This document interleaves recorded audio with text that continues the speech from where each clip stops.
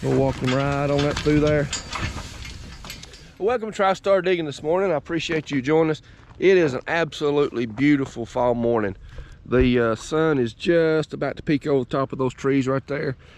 It's about 38, 39 degrees this morning. It'll warm up to probably 70 something today. What we're going to be doing today is working these cattle. I mentioned that in an earlier video that we were going to fool these cows a little bit. And that bull right there, that's the one I'm working on. He's out of here. I gotta get rid of him today and get a new bull. But let's get these cattle up and then we'll talk a little bit more about it. You can see that old mama cow coming in right there. She's already nosy.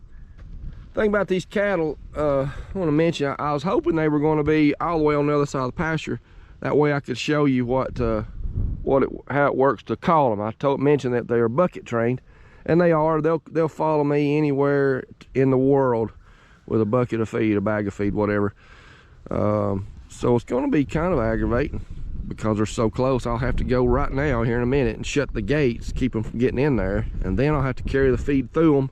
Anyway, it's going to be hard because they're already nosy this morning. All right, we'll walk out here and see if we can get this gate closed before these cattle get in here. I wish that old bull would just follow me in here without all of them coming. Make it a little easier this morning. Well, there's a few of them coming, so maybe this will be, well, they're all coming. You know, I was thinking he's standing right there at the gate. I might be able to do this without getting the bag of feed. This would be nice if it'll work. All right, let's see if we can get that bull to come in. Keep the rest of them cows out. Yeah, that's good. Got one cow and one bull. Oh, he didn't come in. Well, that'll work. 4 cows and 1 bull.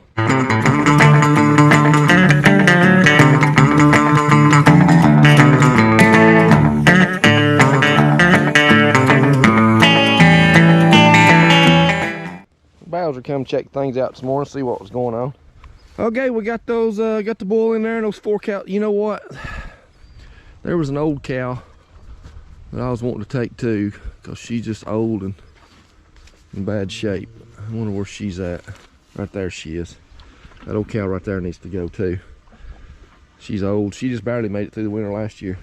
All right, she's in, so now I can shut the gate and maybe keep a few of them out. Okay, we got that much of it done so far. I'll go over here and get the truck hooked up to the trailer, get it back in place and sort those few cows out from that bull and load him up.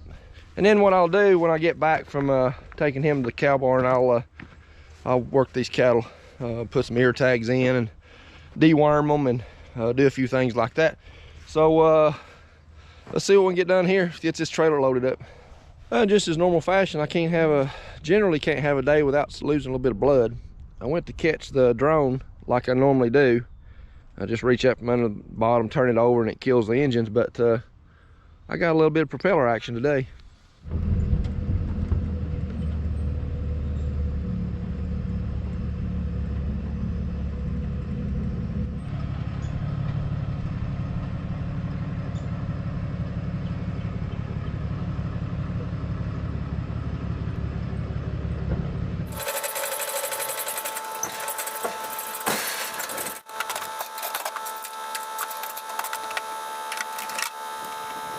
Got that trailer hooked up now and got it up here in the yard. We'll take a look at this trailer right quick while it's up here in the yard. It is a brand name is Stoll, S-T-O-L-L.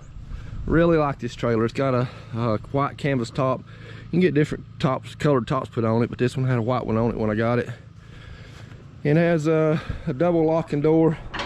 Each one of these doors lock down into the bottom there. And then when you do that, this main bar here slides across and locks them together like that.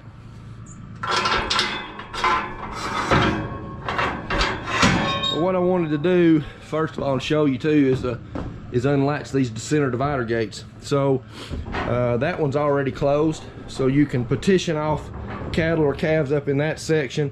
And then this is also a middle section that's closed by this gate right here. So you simply unlatch that and swing this gate closed, and it latches down right here.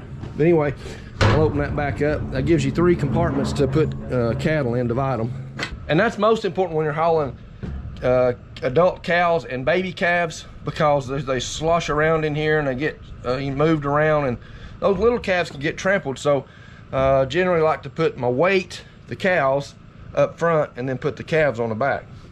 Let's get this door opened up here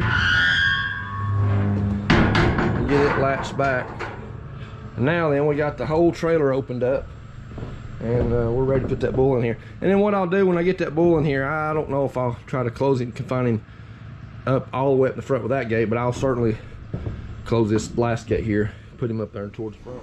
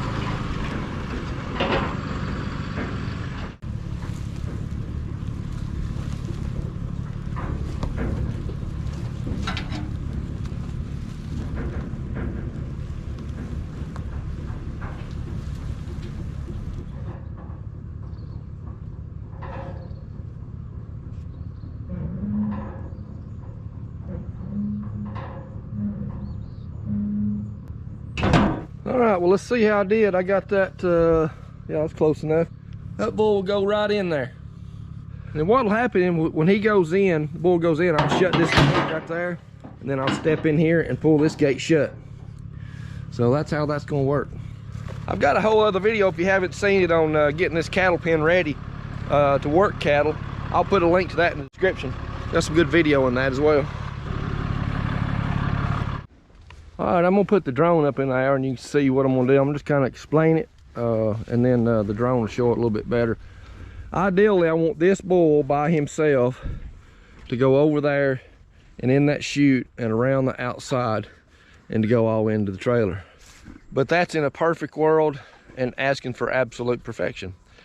That's not what's gonna happen. When you're working cattle, there's no telling what's gonna happen. Absolutely no telling.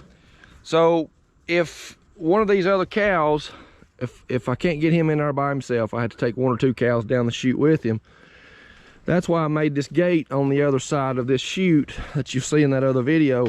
Is I finally, after years and years and years, I finally put this gate in right here, so that when cattle come down through that chute, if the first one that I want is not the one I need to work on, put in the trailer or in the chute, I can just simply shut this gate right here behind it and turn this gate out and let those cattle go out. So that's gonna make it a little bit easier this morning, but that's the plan. Let's see what happens.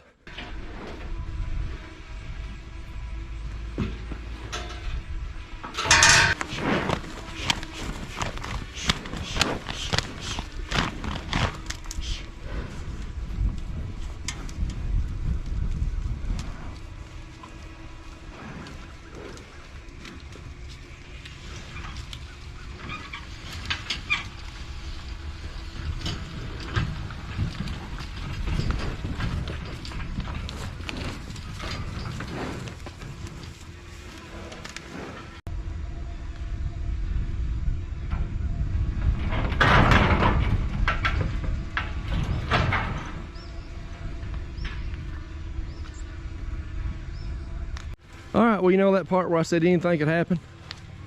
Well, it did. They broke that side of the gate loose from the chute here, and the bull and the cow walked right out. The only thing I know to do is try a bag of feed and call them back in. I don't even know if that's gonna work now. They got them so tore up. We'll see though.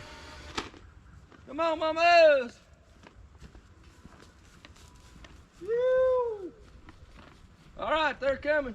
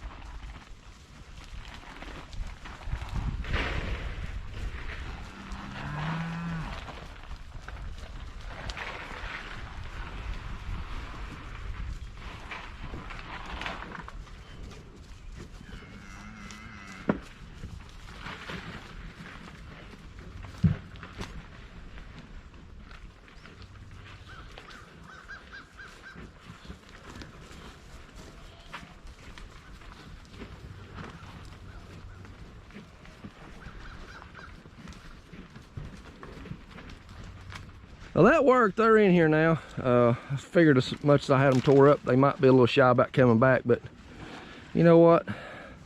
It's going to be a good day.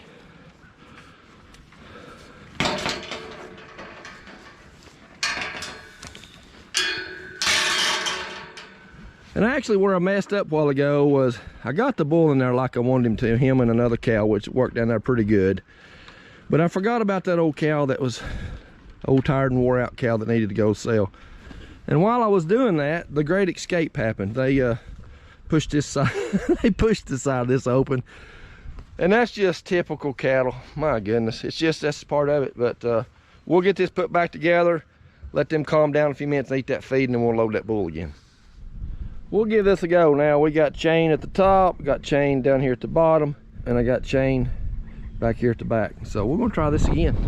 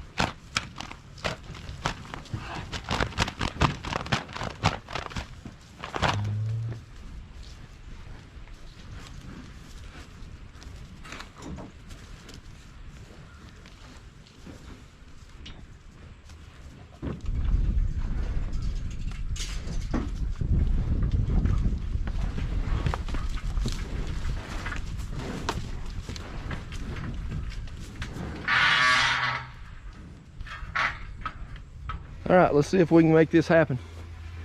We got the cow first and got the bull second. All the other cows were weeded out, so let's see if this will work. If he don't escape back there right quick.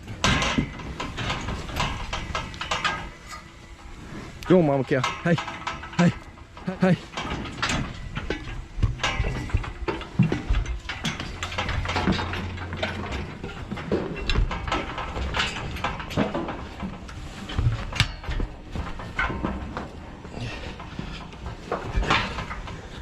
He's getting real antsy back here. I gotta get this gate up and get him out of here. He's not mean or wild, he just don't like being in there. We'll walk him right on up through there. Right into the trailer.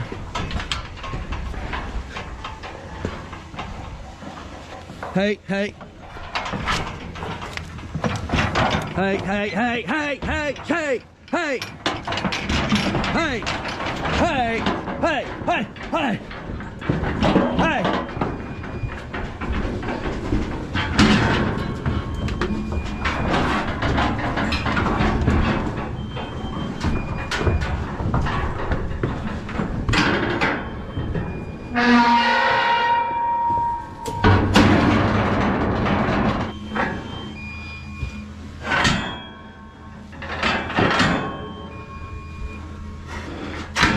All right, they are in there. Good. Boy, I'm telling you right now, I almost had another disaster. This pin right here is what keeps this gate shut on the side of this thing. Look, all they would have had to done was put a little pressure on that and they'd been out again. But they didn't. They're in the trailer. We're going to stock barn. Does all that make anybody want to have cattle? My goodness. You gotta love it.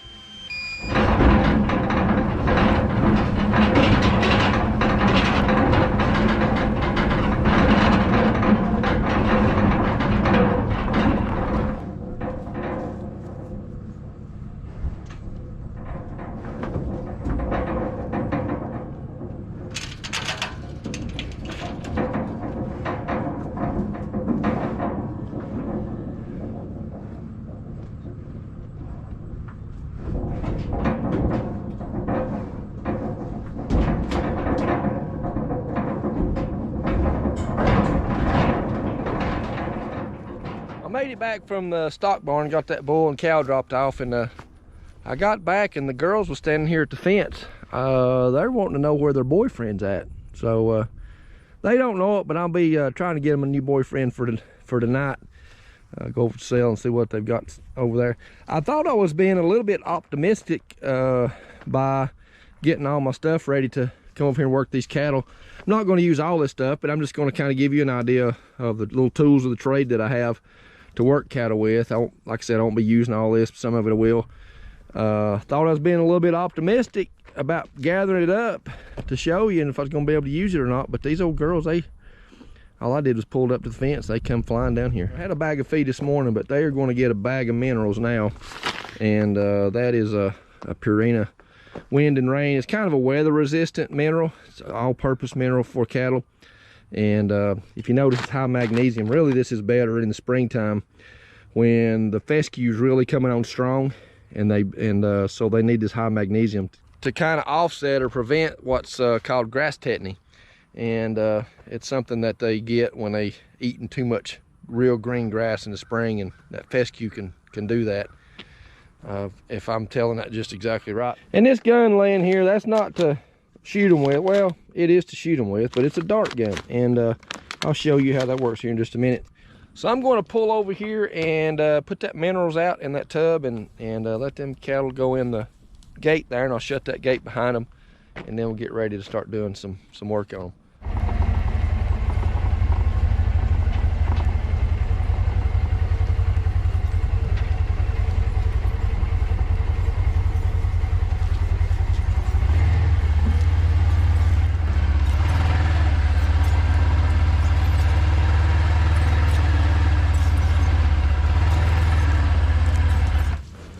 And just as I figured, those two calves, you see those two calves over there, they're making a bush bond. I'll never even get close to getting these cattle up. Those two calves will take off.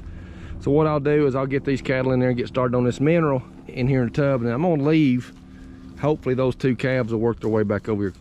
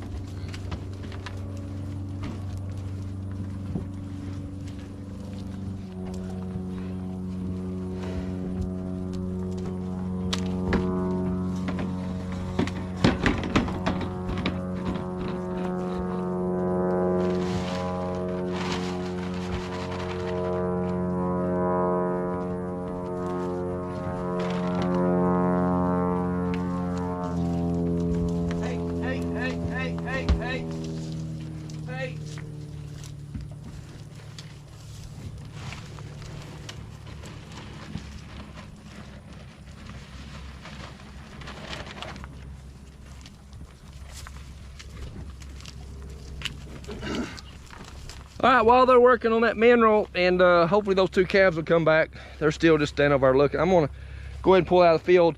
I'm gonna go over here to the pole barn and go over this tools of the trade, so to say. Show you what I've got, how I use it. Well, I went over and checked those cattle, and those two calves, they don't want no part of that corral and where that mineral is. They're off on another part of the field, and anyway, I'll have to get them another time. But while we're waiting on the cows to kind of settle down, I will kind of go over some of the tools of the trade, tricks of the trade, so to say, that I use. And I guess first of all, we'll start with wormer. And this is a bottle of Epernex, this is Normectin, and this is Ivermectin. And I basically use whichever one of these or a similar product is on sale. I don't have a particular preference or whatever. So basically I just use whichever one of those are on sale. And it's called a pour on because you just pour it across the top of the back of the calf, whatever the case may be. And you can do that with a cup that's measured, or you can also use one of these little applicators. This is basically a dial system where you just dial the bottom of it here, and there's a scale on here. Based on how much the cow or calf weighs is how much pour on actually goes on them. So you set that dial, and when you squeeze this handle, that amount goes in this, and then you just squirt it over the top of the cow. The only difference in these two applicators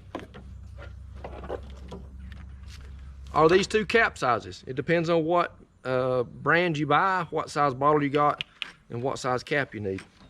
Next thing we'll look at is medication. This is a normycin LA300, very common cattle medicine. There's LA200, but it's used in a lot of different scenarios, situations in cattle, and it's basically just applied with these syringes. And there's guidelines and regulations really on what size needles you use and how many cc's of medicine you put in one particular spot before you move to another. Some calves you can put all in one spot. A cow that needs more than what's needed in the cc wise, then you just move to another part of the neck or move on the other side of the neck. This blue clot is an antiseptic. This stuff is good stuff. It's basically just a spray on antiseptic. Works great for cuts and wounds that need to be cleaned. This stuff works great. Next thing I talk about is a little gun that I bought. This is called a vet gun. It's basically just a big paintball gun. You take these, I won't open these because it's sealed. It's got insecticide in it for flies. But you just open that, pour it into this container, and put it back on the top here. And it also works with a CO2 cartridge, which is right here. And that CO2 cartridge just goes there. It works well if you're at relatively close range, because it's only got a certain distance it'll go. And I didn't really like it for my cattle. The sound of it, the poop sound that comes out, just scared them. I could usually get one or two popped in the side just out in the field. But I'd say if you got them used to it, it probably would work better. It would work okay in a corral if you had them contained and you was able to pop them in the side, you know, as they were going out of the chute maybe, or out of the corral maybe. But it works okay. Next thing I'd talk about is the tags, different style tags that can be used. Here is an example of different colors with numbers on them. Here's an example of just blank ones that you can use pens to write different information on. I don't really care for that because that fades a lot worse than these numbers here. Just like anything else, you can get this personalized. You can get your name put on it, your ranch, your farm, whatever. Those can be as personalized as you want them to be. And basically the guns that you put them on there with, it's kind of like your wife, your girlfriend, or your daughter going to the shop there and getting her ear pierced. You basically put that in there and wham, that cow is tagged. So it's basically working like getting their ears pierced. This is a fly tag. This basically is going to look the same as these tags here. It's just got an insecticide on it that helps with fly controls around their face. So this would just go in their ear. Something else I bought a couple years ago, I guess it was, is a dart gun. And this dart gun, you don't kill them with this. This is a gun that you use to medicate the cow or calf. I used it primarily when I had the small calves that was a kind of a pain to get up in the corral, that you can get close to, you know, in a side-by-side or whatever. And it shoots these darts, and basically the way that works is, for instance, this medium size or smaller size dart, it just simply goes in there like that. The bolt closes over on it, and then you push that bolt forward and push it down. So then you cock it by just pulling this back and cocking it, and then it's just like an air gun. You pump it up a certain amount of times, and so it works really well. And the way that I had to get something to push that back out with. So it works really well, and basically the difference is the size is the difference in amount of medicine that they'll take. And so you put that medicine in, holding it up this way, you take a syringe and you put the medicine in from the top here. But if you see that little green dot on the top over there, what happens is this is a real short needle. That needle goes just inside the skin and goes past that green dot right there. And then over time, that green dot will dissolve. This needle will be hanging down, and the needle will just simply fall off. So that's what those are. They're really good in a situation where you can't get a calf up or cow up, if you just have to do this in the field. One of the next things is weaning calves. So when a calf reaches a certain age and it needs to be taken off of its mama, there's different ways of doing that. Some people can just take them off and separate them and put the calf somewhere with food and water. It goes through a period of time where it just has a really tough time, and the mama cow, she'll moo and carry on for days. But anyway, these are a type of field weaning that you can do. These would go in the nose of the calf, and when that calf goes to suck the mama cow, this would poke in her bag, and she's not going to like that. So eventually, over a period of 2 or 3 days, I guess it is, she will finally just get that calf off and away from her to where it can't suck, and then these can be removed. This is just a different style of it, But the thing about these is they can still eat. So if they go to eat or get a drink of water, these just fold up and the calf just continues to eat or drink water. These are not long-term deals that you leave in for a long time. It's just long enough to where the mama cow will say, stay away from me. I don't want you poking me with that thing. I've never used these, but I've heard of people have. I always just kind of move the calves away from the cow. One of the next things we'll talk about is these gloves. These are called shoulder gloves for a good reason. Yeah, you might just want to look up what these are used for. Vets or certified folks that are certified or experienced in preg checking cows to see how far along pregnant they are will use these to check the cows. But yeah, they're called shoulder gloves for a reason. And last but not least would be castration. When you get a bull calf, you don't want those bull calves to stay bull calves, because actually when you go to sell them, they dock you. Basically you make less money on a bull calf than a steer calf, because it's just something that the buyer's going to have to do. They'll have to castrate that calf themselves. So it's preferred that the grower, the producer of the calves, would castrate those calves first. So that's what these two items are. Also, there's blade castration, where you just castrate the calf with the blade and do it that way. I've never done it that way. I've always primarily used these banders. And you've got a small bander and a big bander.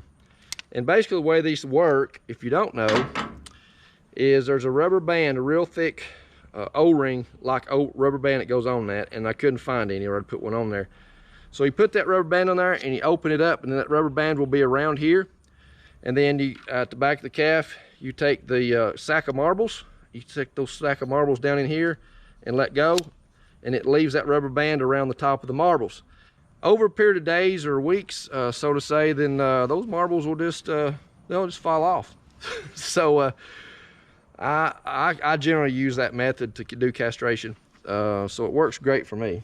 That's pretty much it in a nutshell. The things that I use, obviously there's a lot more than that's on the market and available than what I have, but this is just the stuff that I've accumulated over the years and use it. And this is take two. I did that whole thing that I just did just now to a camera that wasn't even turned on. So I hope it was better the second time. So let's go work some cows and you'll see how this stuff works. Got these cattle in here now, and they're calmed down. They've had a little bit of feed and some mineral.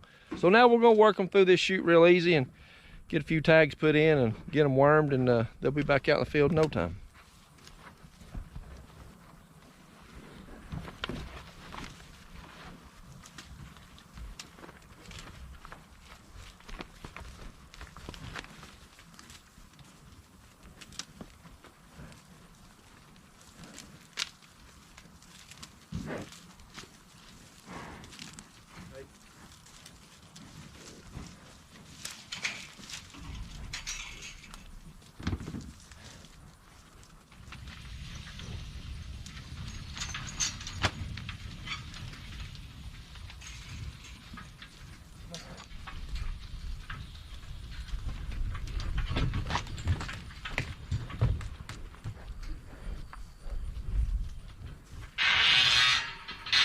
Got 3 on that first little run through there. We'll get them in here and get them wormed and tagged and out of here.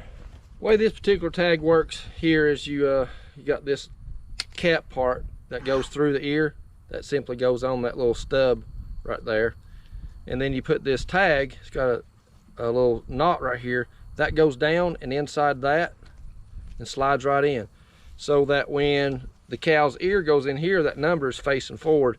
And when she comes in there, you just clamp that down and it puts it in her ear. All these cows already have existing holes in their ears from previous tags. Over time they get broke or they worn out or whatever, they fall off.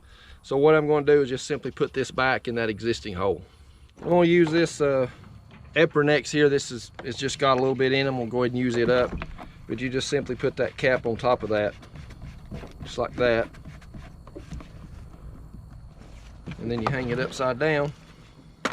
And it's got this dial on it here, so these cattle is going to weigh around 1,100 pounds a piece, say 1,200 pounds. So we want to dial this up to where it's already at 50. I'm going to actually put it on 55. And then the way that works Once you get fluid coming down to it, you just pump this up. And then you'll get that fluid coming in. And when it takes a full draw like that, it's ready to go. First thing I'll do is get this head gate ready.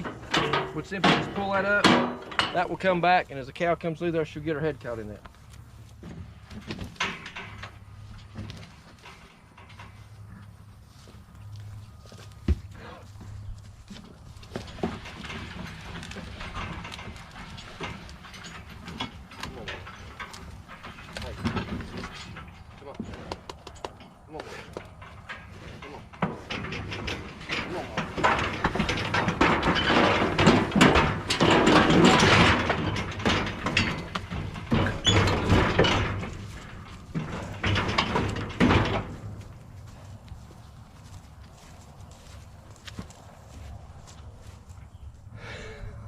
There goes 3 of them.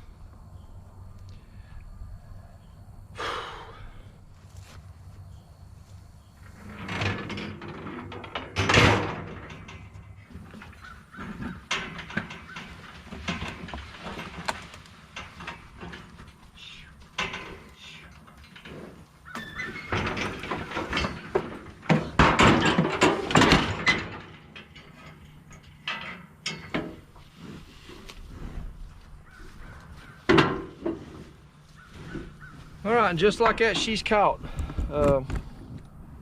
Let's see what we can find with her ear right here.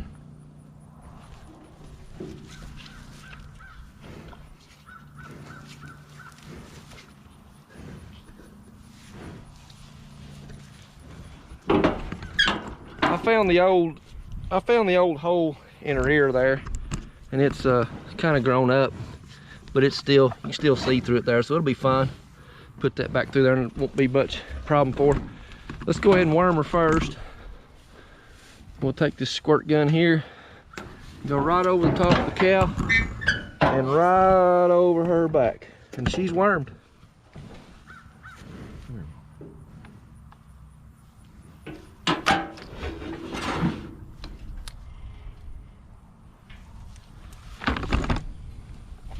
Yep, see, that didn't bother her at all. That went through an old existing hole.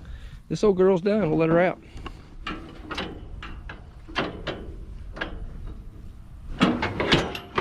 Just like the whole day is gone. The head catch now is bolts come out of it. Now I've got to fix that.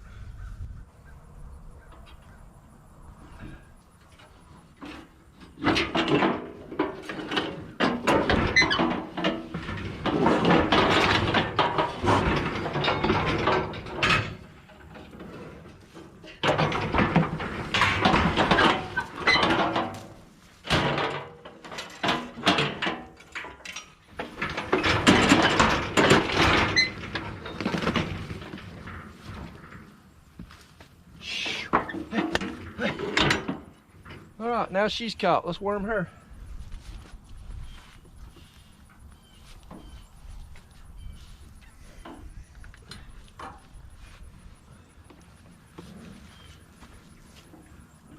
She's got an old tag in her ear that doesn't have any numbers on it, and you can't read it. So there's a little tool for that. To take that old tag off, you just simply don't let her get you, for one. Go in behind it right here, it pops it right off. So we'll put a new tag on her so you can read it.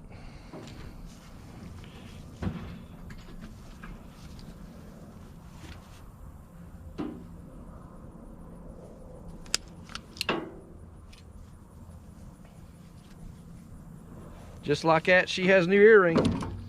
She's done.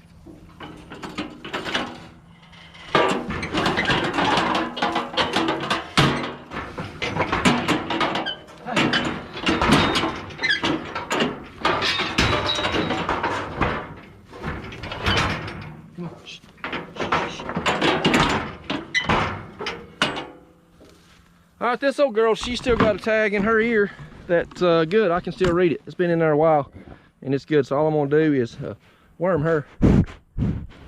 Y'all got a new friend.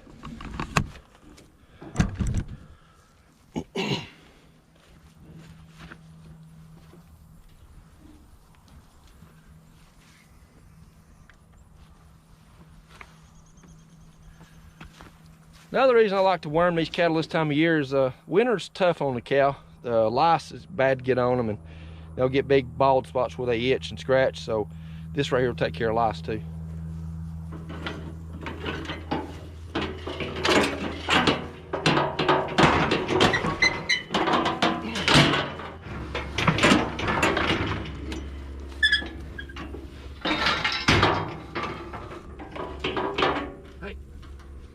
Hey. All right, we got another girl in here. Same thing, she's got an existing hole there.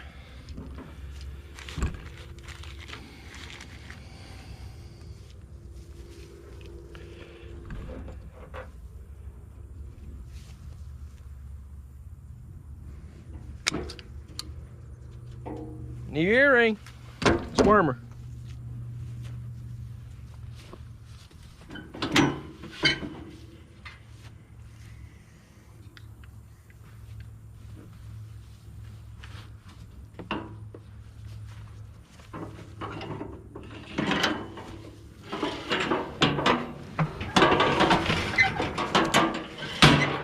All right, from here on out, it's just the same thing. We got 3 escaped. I've got 11 total, and we just did 4. So I got 4 more to run through here right quick. I'm gonna go ahead and end it here as far as working the cattle goes, and get these knocked out right quick. It's getting hot. These cattle need to get out of here before it gets too much hot, too much stress on them. So as always, appreciate you watching, and if you will, stick around for the message. That'll be coming up right next. Hope you enjoyed that little video there about working the cattle. And that was a fun little video to make too. And I got all those cattle worked and wormed and ear tags in except for 3. And you saw what happened there. Those escaped. So I'll have to catch those 3 another time. And those 2 calves that wouldn't come in, I'll catch them sooner or later. They'll go in that pen, and I'll slip up on them, shut the gate. And that way I can worm them and tag them and check on them as well. So I want to talk about, just for a few minutes here, about making plans. And a couple times in this video, I would lay out my plans. I would say, I plan to do this. I plan to put the bull here and to load this and do that. Kind of laying out those plans. But I also would say that let's see what happens. Because when you work cattle, you have no idea what's going to happen next. And you saw that. The bull escaped once, and I got them back in, and I was going to work the cows. 3 of them escaped. And it's just always something working with cattle. And we are quick to make plans in our life, but we're oftentimes leaving God out of those plans. And I'm not necessarily talking about working the cattle this morning. You know, the Lord expects us to work. The Lord expects us to do things and accomplish things. But I'm talking about the plans of our life. And in James chapter 4, starting at verse 13 through, I think it's 15 or 16, it talks about the foolishness of making plans without God being involved in those plans. And it speaks about our life being a vapor, that it's just for a little while, but that we ought to involve God in our everyday plans of our life, yielding our lives to Him and allowing Him to work through us for His purpose and for His glory. So in verse 13, let me just read this, and we'll talk just a few minutes about it. It says, "Come now, you who say today or tomorrow we will go to such and such a city and spend a year there, buy and sell and make a profit. Whereas you do not know what will happen tomorrow, for what is your life? It is even a vapor that appears for a little time and then vanishes away. Instead," this is the important part, "instead you ought to say, if the Lord wills, we shall live and do this or that. But now you boast in your arrogance. All such boasting is evil." I want to read what the commentary says about verse 13 when it says, "Today or tomorrow we will go to such and such city and spend a year there." Let me read the commentary. It explains it very well. It says, "James does not condemn wise business planning, but rather planning that leaves out God. The people depicted here in this passage of Scripture are practical atheists, living their lives and making their plans as if God did not exist. Such conduct is inconsistent with genuine saving faith which submits to God." So what James is saying there is he is condemning the ideas and the plans of folks who leave God out of their plans, and they're going to do things in spite of God. But what James is trying to stress is found in verse 15.